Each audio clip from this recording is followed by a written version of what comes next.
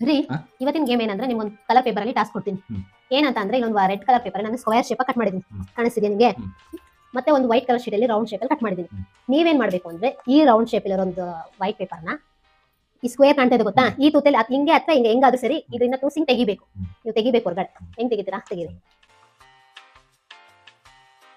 ಮಡಚಬಹುದಾ? ಇಲ್ಲ ಮಡ್ಸಂಗಿಲ್ಲ, ಹಿಂಗೆ ಇರ್ಬೇಕು. ಬರಲ್ಲಮ್ಮ. ಬರುತ್ತೆ, ಯಾಕೆ ಬರಲ್ಲ? ಟ್ರೈ ಮಾಡಿ. ಇದು ಸ್ಕ್ವೇರ್ ಚಿಕ್ಕದಿದೆ, ಇದು ದೊಡ್ಡದಿದೆ, ಅದೇನ್ ಬರುತ್ತೆ? ಆದ್ರೂ ಬರುತ್ತೆ, ಚಿಕ್ಕದಿರು ತಲೆ ಓಡಿಸಿ ಸ್ವಲ್ಪ. ಅಲ್ಲ ಮಡಚಿದ್ರೆ ಹೋಗುತ್ತಲ್ಲ. ಇಲ್ಲ ಮಡ್ಸಂಗಿಲ್ಲ, ಇದನ್ನ ಮಾತ್ರ ಯಾವುದೇ ಕಾರಣಕ್ಕೂ ಮಡ್ಸಂಗಿಲ್ಲ, ಹಿಂಗೆ ಹಾಕ್ಬೇಕು, ಹಿಂಗೆ ಹಾಕ್ಬೇಕು.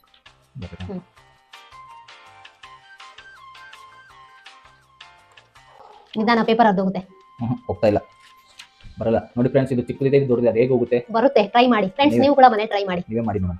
ಮಾಡ್ಲಾ? ಏನು ಮಾಡಲ್ಲ ನೋಡಿ, ಇದು ಇಲ್ಲಿ ಇಡ್ತೀನಿ, ಇದನ್ನ ತಗೋತಾ ಇದೀನಿ, ಮಡ್ಚ್ಕೊಂಡೆ, ಇದನ್ನು ಮಡ್ಚ್ಕೊಂಡೆ.